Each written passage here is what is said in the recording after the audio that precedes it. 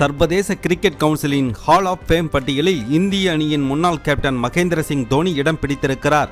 இருப்பினும் அவரால் இந்திய அணியின் பயிற்சியாளராக முடியாது. அதற்கு சில காரணங்கள் உள்ளன. ஐசிசி ஆண்டுதோறும் சிறந்த வீரர்களை தேர்வு செய்து அவர்களுக்கு ஹால் ஆஃப் ஃபேம் விருதுகளை வழங்கி கௌரவித்துள்ளது. இந்த நிலையில் தற்போது இந்திய அணியின் முன்னாள் கேப்டன் தோனி, ஆஸ்திரேலியாவின் மேத்யூ ஹேடன், தென்னாப்பிரிக்க அணியின் முன்னாள் வீரர்கள் சுமித், ஹாசிம் ஆம்லா உள்ளிட்டோர் விருதுக்கு தேர்வு செய்யப்பட்டுள்ளார்கள். தோனிக்கு ஹால் ஆஃப் ஃபேம் விருது வழங்கி ஐசிசி கௌரவித்தாலும் அவரால் இந்திய கிரிக்கெட் அணியின் பயிற்சியாளராக மாற முடியாது. அதற்கான தகுதிகள் அவருக்கு இன்னும் ஏற்படவில்லை.